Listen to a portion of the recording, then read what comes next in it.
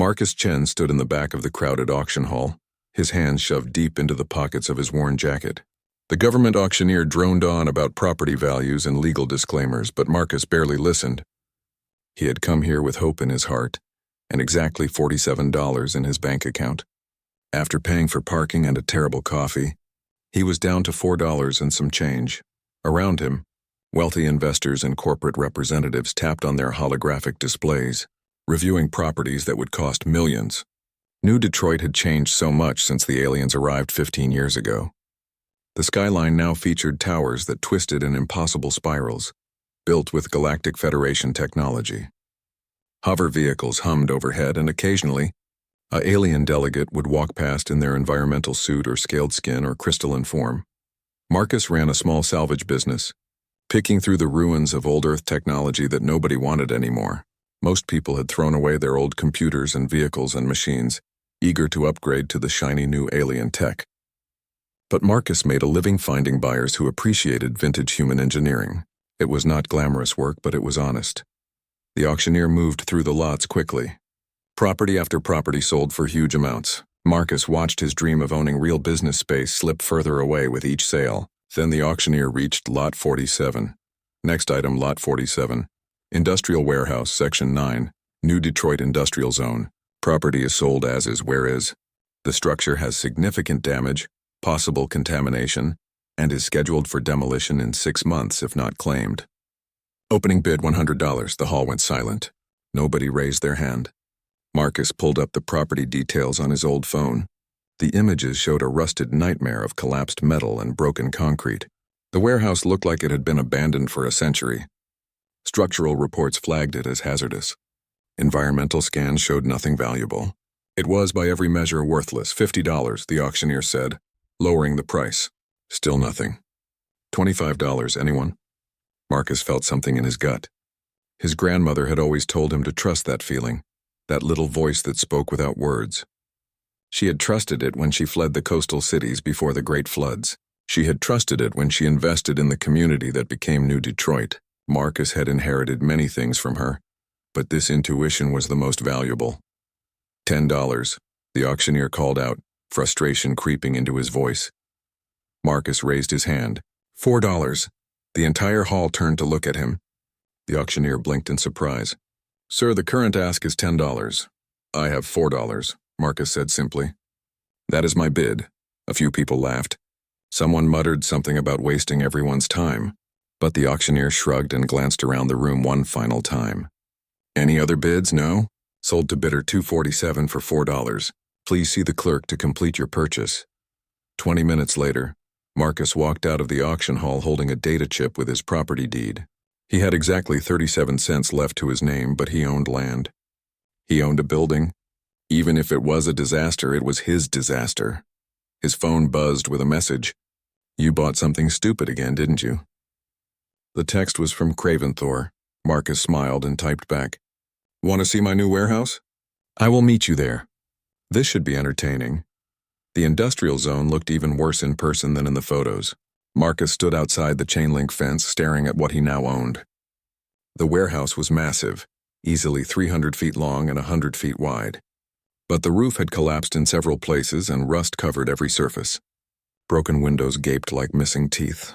Weeds grew through cracks in the concrete. A shadow passed overhead, and Marcus looked up to see Craventhor descending from the sky. The dragon was magnificent even after 15 years of friendship. His body stretched nearly 60 feet from nose to tail, covered in scales that looked like purple crystal. Each scale caught the afternoon light and threw rainbow reflections across the ground. His wings, translucent membranes stretched over frames of silver bone, beat slowly as he landed with surprising grace. Craventhor folded his wings and turned his massive head to examine the warehouse. His eyes, which glowed with an inner amber light, narrowed in what Marcus had learned to recognize as amusement. You spent money on this? Craventhor's voice was deep and resonant, with harmonics that human vocal cords could never produce. He spoke English perfectly, though his accent carried traces of his native language, all clicks and chimes. $4, Marcus said proudly. I got a deal. My friend, I believe you got exactly what you paid for. Craventhor moved closer to the building, his claws clicking on the broken pavement. This structure is at least 200 years old by human construction standards. It has been abandoned for perhaps 50 years. The metal is corroded beyond practical use. The foundation is cracked, and unless my nose deceives me, there are several chemical contamination sites within. So you are saying it has character? Marcus replied, grinning. Craventhor made a sound like wind chimes, laughing. It was one of the things Marcus loved about his friend. Most of the aliens who came to Earth maintained professional distance from humans, treating them like children learning to walk in the wider galaxy. But Craventhor had stayed after his diplomatic mission ended. He claimed he found humans fascinating in their chaos and unpredictability. The two had met at a salvage site where Marcus was extracting copper wiring from an old building. Craventhor had been studying human recycling methods for a Federation report. They had started talking, and somehow a friendship had formed between a struggling salvage dealer and an 800-year-old dragon who had commanded fleets among the stars. Character, Craventhor repeated. Is that what humans call catastrophic structural failure now? Come on, let us take a look inside. Maybe there is something valuable we can salvage before they demolish it. Marcus cut the ancient padlock on the gate and pushed it open with a shriek of protesting metal. They walked across the weed-choked lot toward the main entrance. The door had rusted off its hinges years ago, leaving a dark opening into the building's interior. Craventhor had to duck his head to fit through the entrance. Inside, the warehouse was a cavern of shadows and decay. Pigeons scattered from the rafters with a thunder of wings. Sunlight streamed through holes in the roof, creating pools of light in the darkness. Old machinery sat in silent rows, so rusted that their original purposes were impossible to determine. Well, Marcus said, his voice echoing in the vast space. It is bigger than I thought. That is what humans always say about their mistakes, Craventhor replied. But there was affection in his tone. Marcus walked deeper into the warehouse, his footsteps crunching on debris. Craventhor followed, his massive form surprisingly quiet. The dragon's eyes provided their own illumination, casting amber light across the ruins. You know what, my friend? I have a good feeling about this place, Marcus said. Craventhor sighed, a sound like a distant storm. Your feelings have led us to many interesting situations. Very few of them profitable, but none of them boring. That, Craventhor admitted, is unfortunately true. Neither of them knew that beneath their feet, hidden under decades of rust and neglect, lay secrets that would change everything. Neither of them suspected that Marcus's $4 purchase would shake the foundations of the Galactic Federation itself. They were just a human and a dragon, exploring a worthless building on a Saturday afternoon. Sometimes the most important moments in history start that simply. The next morning, Marcus returned to the warehouse with proper equipment. He had borrowed a structural scanner from a friend and brought his toolbox, some battery-powered lights, and sandwiches. Craventhor arrived shortly after dawn, landing in the empty lot with barely a sound despite his massive size. I brought breakfast, Marcus said, holding up a bag. There is a whole roasted pig from that place you like. Craventhor's eyes brightened. You are forgiven for making me return to this disaster site. They set up a base camp inside the main entrance, and Marcus began running scans of the building's structure. The results were as bad as expected. Load-bearing columns were compromised. The roof could collapse at any moment, and the floor showed stress fractures throughout. But Marcus was not interested in saving the building itself. He wanted to catalog anything valuable before the demolition crews arrived. Craventhor, meanwhile, had his own methods of investigation. Dragons possess senses that humans could barely understand. He could detect temperature variations down to thousandths of a degree. He could sense electromagnetic fields and radiation. He could even perceive the subtle vibrations that traveled through earth and stone. I will check the structural integrity with thermal scanning, Craventhor said, closing his eyes. It will give us a better map of where we can safely explore. Marcus nodded and continued with his digital scanner. The morning passed quietly, with only the sounds of wind through the broken roof and pigeons cooing in the rafters. Marcus found nothing interesting, just rusted equipment that would cost more to remove than it was worth. Then Craventhor made a sound Marcus had never heard before. It was a sharp, discordant note like a crystal breaking. Marcus, the dragon said, his voice strange. Come here now. Marcus hurried over to where Craventhor stood near the back of the warehouse. The dragon's eyes were wide, their amber glow pulsing in a rapid rhythm that indicated confusion or alarm. What is wrong? There is something underneath us, Craventhor said slowly. Something that should not exist. Like what? A sinkhole? Underground water? No, a void. A perfect void. Craventhor placed one massive claw on the floor. My thermal senses detect nothing below this point. No heat signature. No electromagnetic radiation. No vibration. It is as if reality has a blank spot directly beneath our feet. Marcus knelt and examined the floor. It looked like ordinary concrete, cracked and stained with age. Maybe your senses are just blocked by something. Lead or thick metal, nothing blocks thermal sensing that completely. Even lead has a temperature. Even the deepest vaults leave some signature. Craventhor's tail lashed back and forth, a sign of deep agitation. In 800 years, I have never encountered anything like this. It defies physics as I understand them. Well, Marcus said, reaching for his toolbox. Only one way to find out what is down there. It took 3 hours to break through the concrete floor. Marcus used a borrowed jackhammer while Craventhor carefully peeled back sections of broken concrete with his claws. The work was slow and dusty, but gradually they exposed what lay beneath. Metal. Smooth, unmarked metal that looked brand new despite being buried under a warehouse that was 200 years old. There were no seams, no rivets, no signs of corrosion. The metal seemed to absorb light rather than reflect it. This is human manufacturing, Craventhor said, running a claw across the surface. I can tell by the molecular structure. But the alloy composition is unknown to me, and I've studied metallurgy across 300 worlds. Marcus found a seam after another hour of searching. It was so fine that only his fingernails could detect it. Following the seam, they discovered a circular hatch about 6 feet in diameter, and on that hatch, printed in faded English letters, were words that made Marcus's heart race. Project Exodus, authorized personnel only. 2089. 2089, Craventhor repeated. That is over 150 years ago. Before first contact, before the Federation came to Earth. During the Silent Decade, Marcus whispered. The Silent Decade was a strange period in Earth's history, from 2085 to 2095, when global records became fragmentary and confused.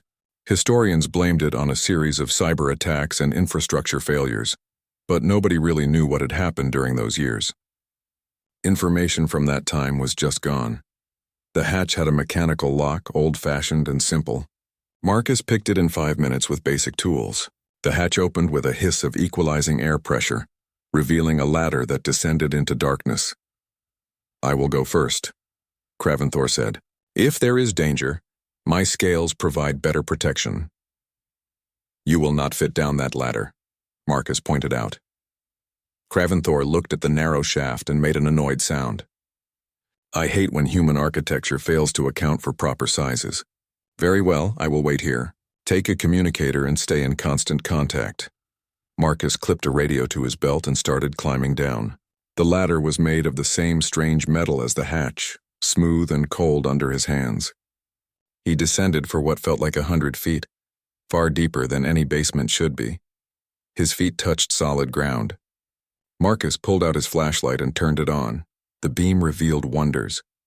He stood in a vast underground facility that stretched away in all directions. The walls were clean and white, the floors polished to a mirror shine. Overhead, dormant light panels waited in perfect geometric arrays. Everything looked brand new, untouched by time or decay. Craventhor, Marcus said into the radio, his voice shaking. You need to see this. I do not know how, but you need to get down here. Describe what you see.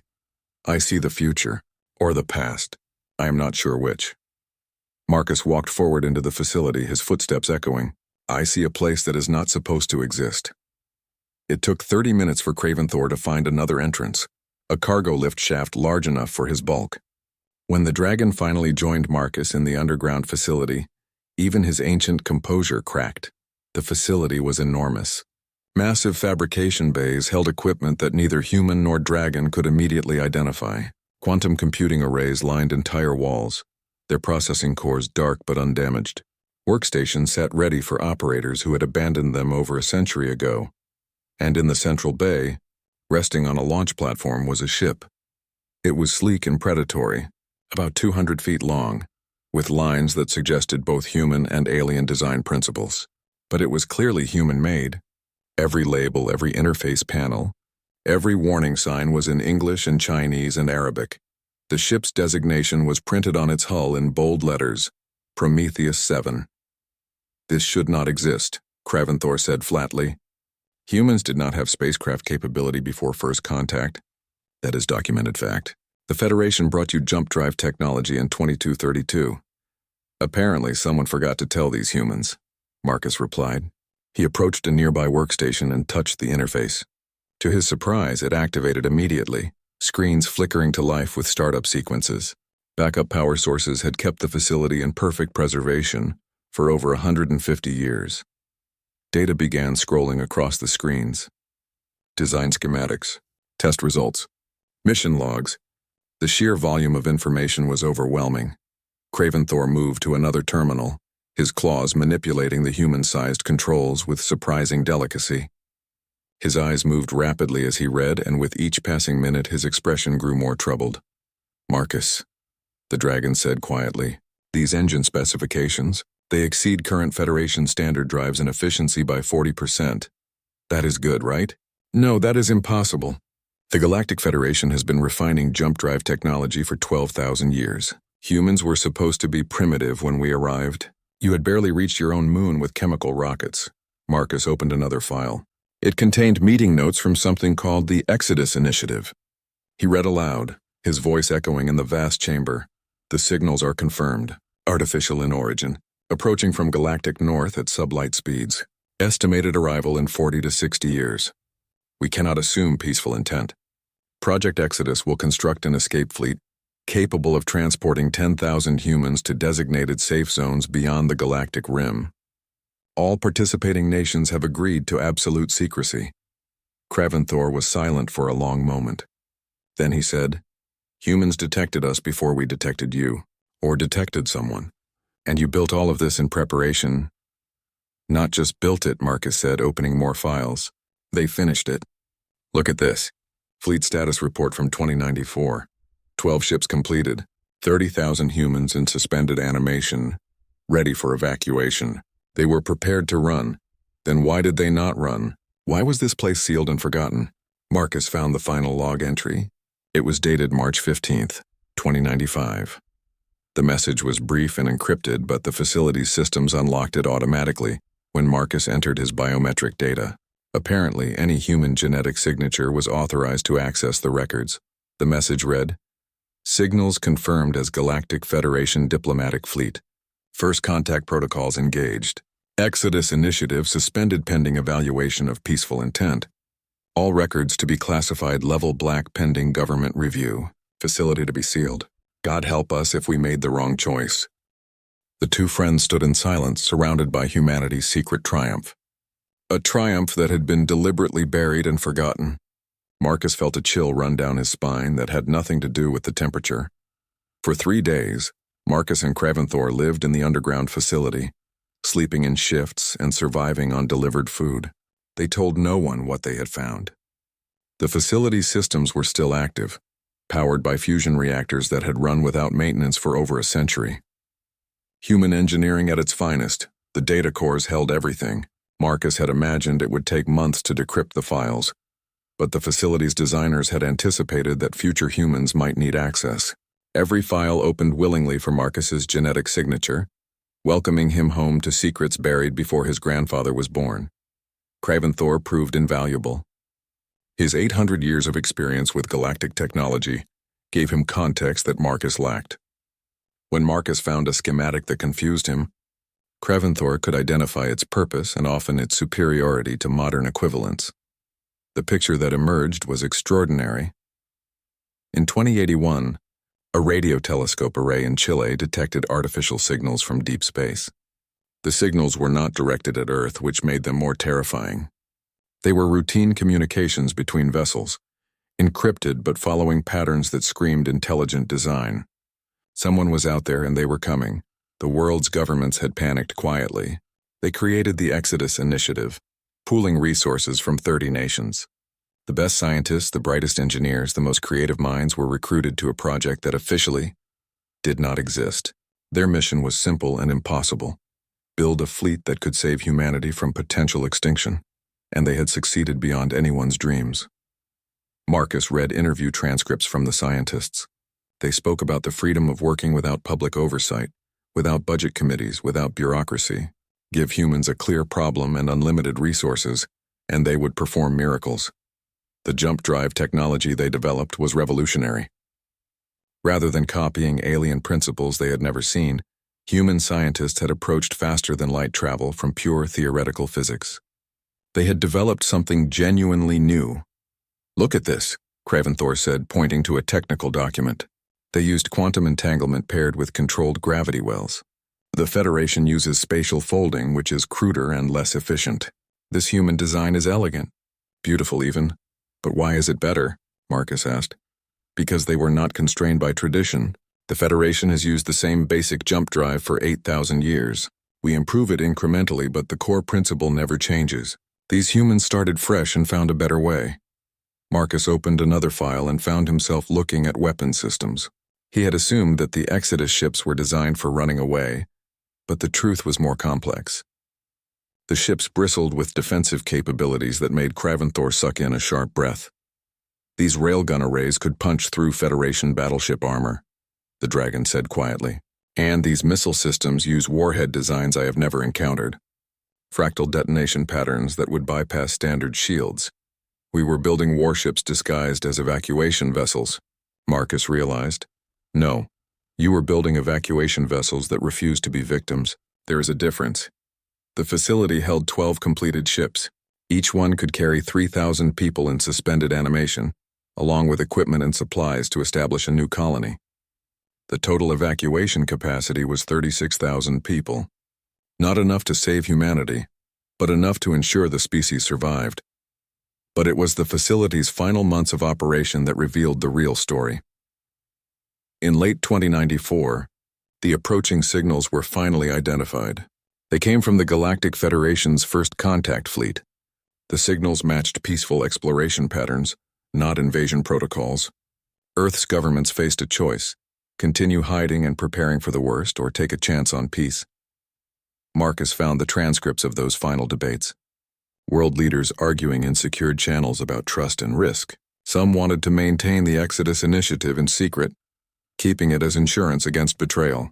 Others argued that starting a relationship with aliens by hiding their greatest achievement would poison future relations. In the end, a compromise was reached. The Exodus initiative would be suspended, the facilities would be sealed, the technology would be classified, and Earth would meet the Galactic Federation as a planet that had barely reached its own moon, primitive and grateful for uplift. It was a test, Craventhor said, reading over Marcus's shoulder. Your governments wanted to see if the Federation would treat you fairly before revealing your true capabilities. And then the silent decade happened, Marcus said. All the records from this period disappeared or became corrupted. That was not an accident, was it? Craventhor was silent for a long time, his tail wrapped around his body, a defensive posture that Marcus had rarely seen. When the dragon finally spoke, his voice was heavy with emotion Marcus could not quite identify. I need to tell you something I have never told any human. Craventhor settled onto the floor, his massive form filling a significant portion of the bay. The Galactic Federation has protocols for integrating new species. These protocols have been refined over thousands of years and hundreds of first contacts. What kind of protocols? Integration protocols. They cover everything from technology transfer to cultural exchange to economic systems. But they also cover what we call developmental management. Craventhor would not meet Marcus's eyes. When a species develops too independently, shows too much innovation, becomes too unpredictable, the Federation has methods of ensuring smooth integration. Marcus felt something cold settling in his stomach. What methods? Selective information retention, key personnel relocation, technology acquisition disguised as cultural exchange, and in extreme cases, historical revision. Craventhor finally looked at Marcus, and his eyes held something that looked like shame. We convinced the species that they need us more than we need them. That their achievements before contact were primitive and limited. That the Federation saved them from stagnation. You erase their history, Marcus said flatly. We manage their development, or so the doctrine states. I was young when I first served on integration missions. I believed we were helping primitive species reach their potential. It was only after centuries that I began to question whether we were truly helping or simply ensuring compliance. Marcus stood abruptly and walked away from the terminal. He needed to move to process what he was hearing. You knew. You knew that Earth's history had been manipulated. I suspected. There were signs. The silent decades missing records. The way certain technologies spread too quickly across your planet, as if someone was actively teaching rather than you discovering naturally. The fact that your governments accepted Federation oversight so readily. Craventhor's voice dropped to barely a whisper. And the fact that humans seemed too creative, too innovative, too fundamentally brilliant to have been as primitive as the official narrative claimed. Why did you not say anything? Because I had no proof, and because I hoped I was wrong. I hoped that Earth's integration had been genuine, that the friendship I found here was not built on lies. The dragon's crystalline scales seemed to dim. I stayed on Earth because I found something I had never encountered in 800 years of service to the Federation. I found humans who treated me as a person rather than a superior being. I found genuine friendship, not diplomatic courtesy. I found you, Marcus, a human who trusted a dragon enough to share salvage rights and terrible coffee and ridiculous $4 investments. Marcus turned back to look at his friend. Craventhor looked smaller somehow, despite his massive size. The weight of centuries seemed to press down on the dragon's shoulders. I am sorry, Craventhor said. I am sorry for what my people did to yours. I'm sorry that I suspected but did nothing. I am sorry that your species was robbed of its own history and achievements. Did you personally do anything to hurt Earth? Marcus asked. No. I arrived 30 years after first contact as a low-level diplomatic observer. Then you have nothing to apologize for. Marcus sat down next to the dragon, his small human form dwarfed by his friend's bulk. You are not responsible for what the Federation did before you got here, but you are responsible for what we do now. They sat in silence for a while. Around them, the facility hummed with quiet power, a monument to human determination and ingenuity. The Prometheus 7 sat on its launch platform, ready to fly to places humans had been forbidden from reaching. Marcus opened another file, and this one made him smile. Look at this. They left a message for whoever found this place. It is addressed to future humans. He read it aloud. If you are reading this, then either we succeeded and Earth is safe, or we failed and Earth is lost. Either way, you deserve to know the truth. We built this in secret because we refused to let humanity's fate be decided by strangers. We built this because humans deserve a choice in their own future. We built this because we believed that human ingenuity, human courage, and human stubborn refusal to give up could overcome any challenge. If the Federation came in peace, treasure that peace, but never forget that we earned our place. The Federation agents arrived on the third day. Marcus was in his apartment organizing the data files when Craventhor sent an urgent message. They are here. Get to the warehouse now. Bring nothing digital. Marcus grabbed a jacket and ran. The streets of New Detroit were crowded with the usual morning traffic, humans and aliens mixing in the commercial districts. Hover vehicles hummed overhead while old-fashioned ground cars navigated the lower levels. Everything looked normal, but Marcus felt eyes watching him from every shadow. He reached the warehouse to find a scene that made his blood run cold. 3 official Federation vehicles were parked outside, their sleek designs looking absurdly out of place next to the rusted building. Craventhor stood in human form, a shape-shifting technique that few dragons bothered with, facing a group of 5 aliens in formal diplomatic attire. Marcus recognized the species. 2 Sharak like Craventhor, their crystalline forms glittering in the morning light. 1 Vorlesh, a being of flowing liquid metal that served as the Federation's chief administrators. And 2 Kathrani, insectoid creatures known for their legal expertise and bureaucratic precision. Ah, Marcus Chen, the Vorlesh said, its voice like water flowing over stones. We were just discussing you. I'm Administrator Quellen, Federation Integration Office. This is quite a situation you have created. I bought a warehouse, Marcus said carefully. That is not a crime. No, but failing to report a significant historical find is a violation of Earth's treaty obligations. Article 7, Section 3, Subsection 12 states that any discovery of pre-contact technology must be immediately reported to Federation authorities for proper preservation and study. Marcus glanced at Craventhor, who gave a barely perceptible shake of his head.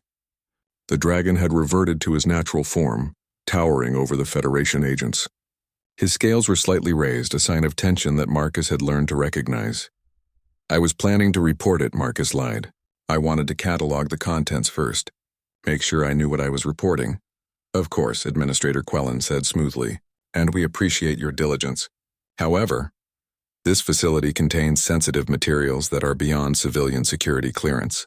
We will need to take control of the site immediately for proper historical preservation." One of the Kathrani stepped forward, clicking its mandibles in what Marcus had learned was their equivalent of clearing a throat. "We have prepared standard compensation for your discovery. 50,000 credits plus a finder's fee of 10,000 credits. You will also receive a citation for your contribution to historical research."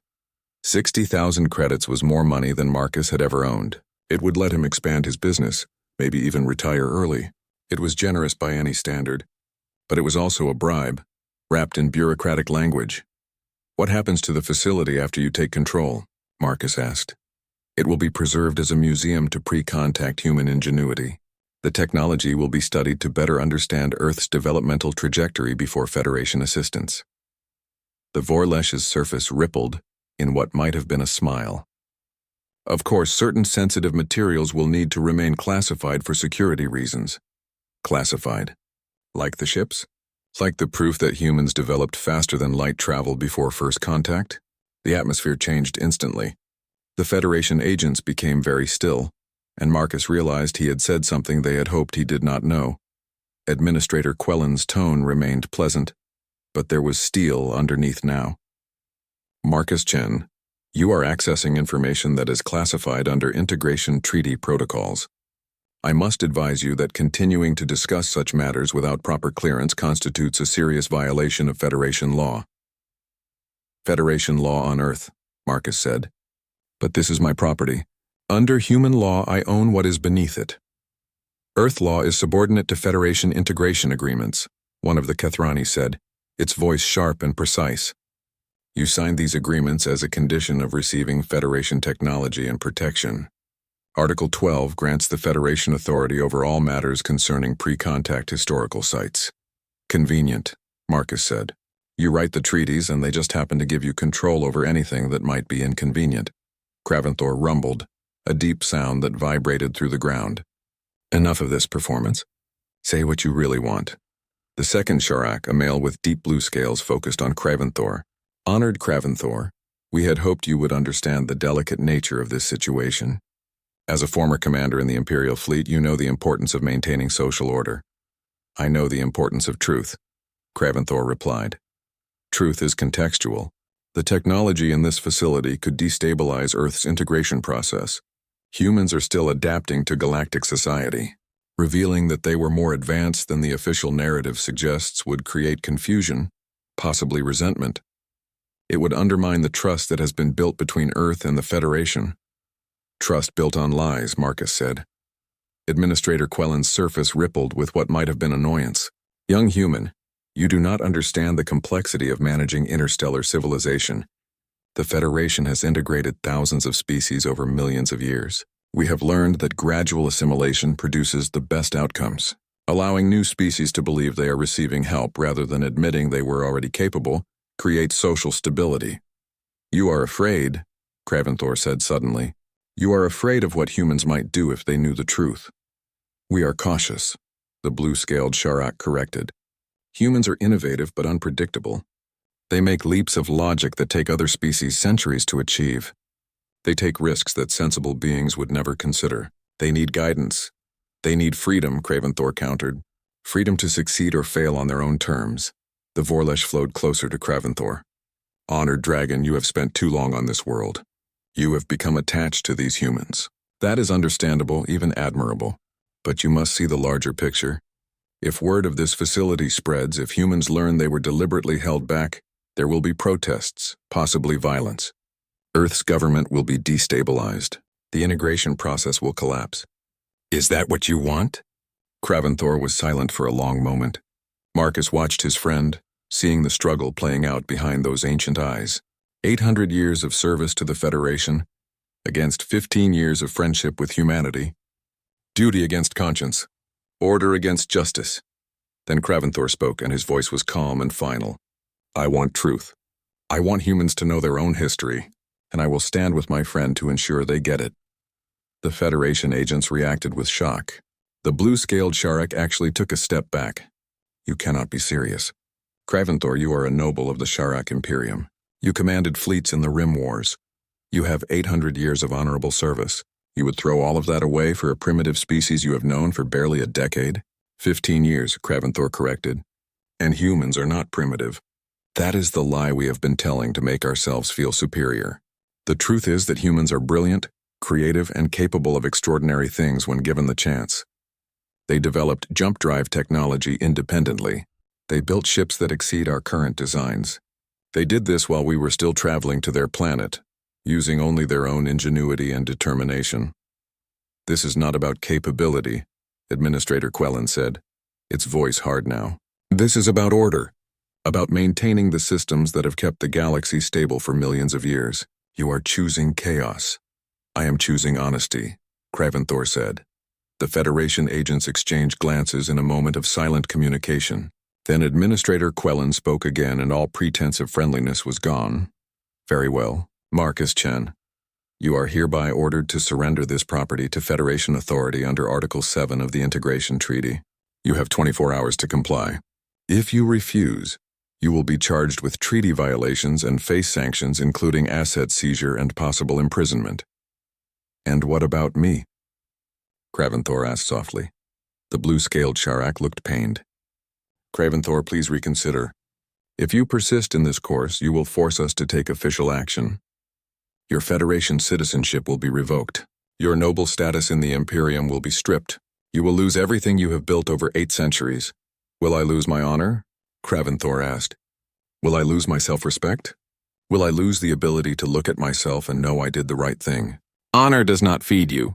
Self-respect does not protect you. The right thing is subjective, the Sharak said desperately. Please, old friend. I served with you in the Rim Wars. I know you are better than this foolishness. Perhaps I am finally becoming better, Kraventhor replied. Perhaps after 800 years I am finally learning what really matters. The dragon turned to Marcus and made a formal gesture, lowering his massive head. Marcus Chen, I hereby renounce my citizenship in the Galactic Federation. I claim residency on Earth under human law. I formally declare this property to be under my protection as a resident of this world. Marcus understood what Kraventhor was doing. Under Earth law, residents had property rights that the Federation had to respect, unless they wanted to openly violate their own tree. Marcus and Kraventhor made their decision in the hour after the Federation agents left. They would not wait for lawyers or sanctions or official channels. They would go directly to the people, to humanity itself, and let the truth be known. They set up cameras in the underground facility, focusing on the Prometheus 7 and the vast arrays of human technology that should not have existed. Marcus wrote a simple introduction, explaining who he was and what he had found. Kraventhor added his testimony as a Federation insider, confirming that Earth's history had been deliberately manipulated. Then they went live. The stream started at noon, New Detroit time. Marcus had expected maybe a few thousand viewers, mostly his friends and some curious locals. Within 10 minutes, they had 1 million. Within an hour, they had 50 million. By the end of the first day, 3 billion humans had watched a salvage dealer and a dragon standing in a facility that proved everything they had been told about their own history was a lie. Marcus spoke clearly and calmly, walking viewers through the evidence. He showed the ship schematics, the technical specifications that exceeded current Federation standards. He showed the historical logs, the messages from scientists who had built miracles in secret. He showed the final messages from 2095, the moment when Earth's governments had chosen to hide their achievements in hopes of peaceful integration. We were not primitive, Marcus said to the camera, his voice steady. We were never helpless. Our ancestors built ships that could cross the galaxy. They developed technology that still exceeds what we use today. They prepared to save humanity from extinction using nothing but human ingenuity and courage. And then they chose to hide all of this, hoping the aliens who came would treat us fairly, hoping we would be accepted as equals. Kraventhor spoke next, and his words carried the weight of his centuries. I am Sharak, and I served the Federation for 800 years. I participated in integration missions. I watched as new species were welcomed into galactic society. And I watched as they were subtly convinced that they needed us more than we needed them. We did this with the best intentions, believing we were helping primitive species reach their potential. But the truth is that we were afraid of unpredictability, afraid of change, afraid of species that might think differently than us. The response was immediate and explosive. Social media platforms crashed under the volume of discussion. News networks scrambled to verify the claims. Scientists demanded access to the facility for independent analysis. Government officials found themselves besieged with questions they could not answer. And the Federation's carefully constructed narrative began to crumble. By the second day, other evidence started emerging. A researcher in Australia found classified documents about pre-contact technology development that had been buried in old government archives. A historian in Brazil discovered references to the Exodus Initiative in personal letters that had somehow escaped the purge of records. A physicist in Japan published calculations showing that the ship designs Marcus had revealed were not only functional, but brilliant. The facility itself became a sensation. Marcus opened it to inspection by independent scientists, who confirmed everything he had claimed. The ships were real, the technology was genuine, and it all predated first contact by decades. Earth's government was forced to respond. The Secretary General of the United Earth Council, a woman named Dr. Sarah Okonkwo, gave a press conference that was watched by nearly the entire planet. "We have reviewed the evidence," she said, her expression grave. "We have consulted our classified archives, including materials sealed during the integration process. I can confirm that the Exodus Initiative existed. I can confirm that it was sealed by agreement between Earth's governments and the Galactic Federation in 2095, and I can confirm that we made the decision to hide our own achievements in exchange for what we believed would be peaceful integration and access to Federation resources." She paused, and when she spoke again, her voice shook with emotion. "We were wrong.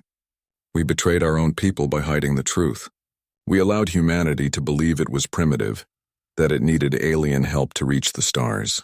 We did this with good intentions, but the road to subjugation is paved with good intentions. I am announcing the formation of an independent commission to investigate the full extent of historical manipulation during our integration process, and I am calling for immediate renegotiation of Earth's treaties with the Galactic Federation."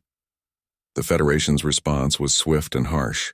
They imposed sanctions on Earth, restricting access to certain trade routes and technologies. They threatened to revoke Earth's seat on the Federation Council. They sent diplomatic missions demanding that the facility be sealed and the information suppressed for social stability. But something unexpected happened. Other species started speaking up. The Kilthani, a species that had joined the Federation 200 years ago, revealed that they too had developed advanced technology before first contact. Their achievements had been classified and gradually replaced with Federation equivalents. They had been convinced, just like humans, that they were primitive and lucky to be uplifted. The Moravians shared similar stories. So did the Teshkar. One by one, species that had believed they owed everything to the Federation discovered they had been lied to. The pattern was clear and damning. The Federation was not a generous benefactor sharing knowledge with primitive species.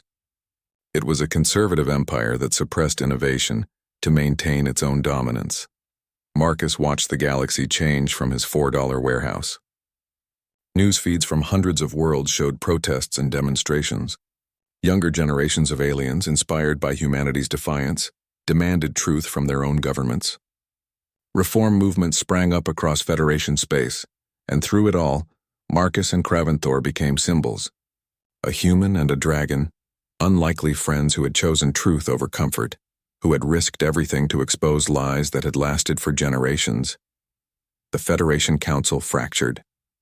Progressive members, mostly from younger species, broke away to form what they called the Alliance for Transparent Integration. Conservative members doubled down on traditional methods, claiming chaos would result from too much freedom. On Earth, things moved even faster. With the truth revealed, scientists gained access to the sealed Exodus Initiative files. They began studying the original human designs, improving them with modern materials and techniques. The Prometheus 7 was prepared for its first flight in over a century. Marcus was invited to be on the crew. So was Craventhor. Together with a team of human and allied alien scientists, they would take the first independent human vessel into deep space. Not running away, as the original designers had feared might be necessary, but exploring as equals. The night before the launch, Marcus stood in the warehouse where it had all started. The rusted building still looked terrible from the outside, but it had become a monument to human persistence. People made pilgrimages here, wanting to see the place where everything changed.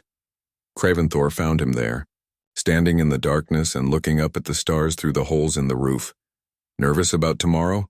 the dragon asked. "Terrified," Marcus admitted. "We are about to fly a ship that is over 100 years old into the unknown. What could possibly go wrong?" "Everything, but that has never stopped humans before," Marcus smiled. "True, we are good at doing things that should be impossible. You are good at many things, recognizing value that others miss, trusting your instincts even when they seem foolish, making friends with dragons."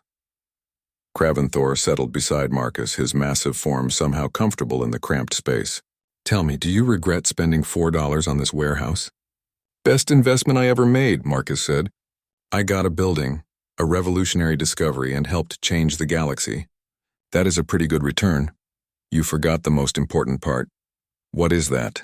"You proved that a single person, armed with nothing but curiosity and courage, can change history. You proved that humans were never primitive, never helpless, never in need of saving. You proved that given freedom and truth, humans will always reach for the stars." Marcus felt tears in his eyes. "We could not have done any of this without you. You gave up everything for us. I gave up a lie to embrace a truth. That is not sacrifice, Marcus. That is liberation." Craventhor's scales glowed softly in the darkness. "Besides, I gained something far more valuable than titles or status. I gained proof that friendship transcends species, that honor means choosing what is right over what is easy, and that 800 years of wisdom is nothing compared to the courage of a human who trusts his instincts." They sat in comfortable silence watching the stars. Tomorrow they would fly the Prometheus 7 to the edge of known space, following the original signals that had started the Exodus initiative over 160 years ago.